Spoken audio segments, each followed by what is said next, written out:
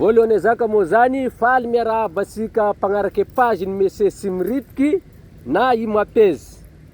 Faly miarahaba asika mpagnaraky page ny artiste Papillon.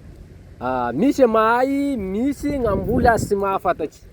Fa androany zany avy gn'androany izao ampahafantarako anareo ia marigny i artiste Papillon. Eto moa zany izy agnazavazava mahakasika an'izay satria sud-est zanaka sud-est, zanaka tesaka fieranareo fa managnenay. Efa hitasika i mapezi mbola patipatiny igny fa mbola sizy fa efa hitasika mandehandeha fa iketrika clip izao de ivoaka soela moa clip ng artiste sika Papillon azavazava mahakasika anao nakavy fa da mbola misy ny sy mahay. Nisy avao efa mahalala fa mbola maro sy mahay anao fa azavazava amindreo sisy loko vavanao raha mandesa ny bagnambany avanseny mese sy mirivo isegna artiste Papillon sika agnazava mahakasika anazy.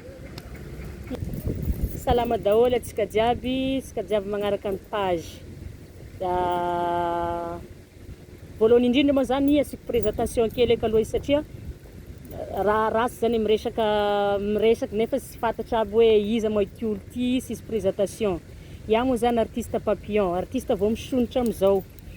Itany fiaviako moa zany avy Matangy ny Vangaindrano.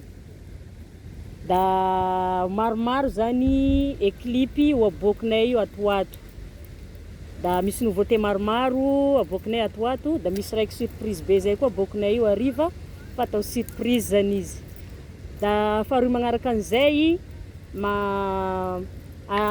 magniraka anareo zany i-visiter an'le page ny artiste Papillon na Papillon official.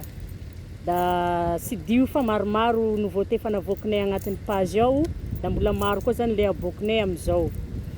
Da artiste Papillon moa zany vognona miara-miasa amin'ny artiste rehetrarehetra, vognona iara-iasa amina organisateur, ka misalasala miantso na mandefa message fa misokatra ny varavarana, vognona miara-miasa aminareo zahay.